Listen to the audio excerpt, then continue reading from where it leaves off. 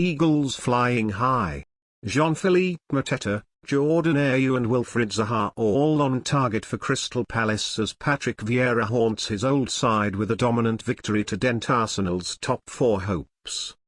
How Arsenal could have done with Patrick Vieira the player last night. He wouldn't have accepted this, no chance. If you didn't know better, you wouldn't have believed Arsenal were the club hunting Champions League qualification here at Selhurst Park. The fact one of their most legendary players was masterminding their demise won't have come as crumb of comfort to those with Arsenal connections.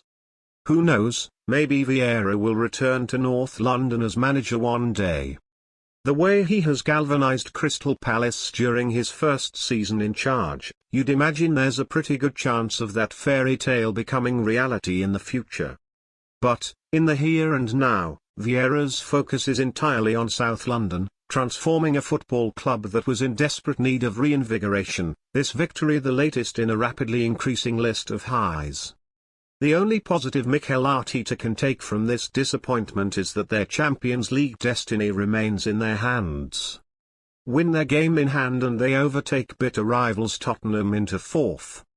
And then, of course, comes the rearranged North London derby on May 12th. It's going to the wire. Strap yourself in, folks.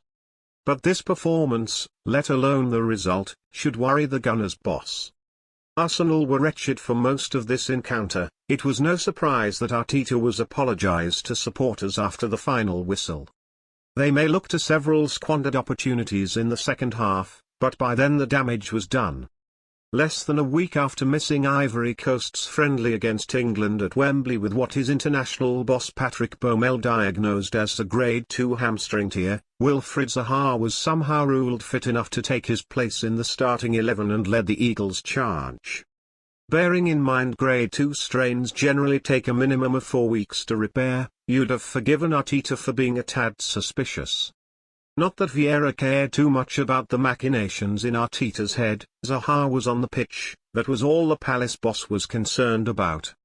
It was clear why in the 16th minute, his iconic star central to Palace taking the lead, Zaha winning the free kick that led their opener.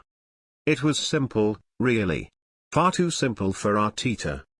Conor Gallagher's deep free kick nodded back across the face of goal by Joachim Andersen, leaving Jean-Philippe Mateta with the simplest of tasks. Off the French striker went to complete his trademark of celebration of kung fu, kicking the corner flag. Meanwhile, Arsenal's defence were kicking themselves. The defending was shambolic, the look on Arteta's face said it all. Palace's excellent opening shouldn't have come as a surprise to Arsenal. They were largely outplayed in the corresponding fixture back in October that ended 2-2. Arsenal have improved markedly since then, of course. Not that you'd have known it on the evidence of their opening 45 minutes here at Selhurst Park. Palace's second was inevitable and arrived in the 24th minute courtesy of further diabolical Arsenal defending.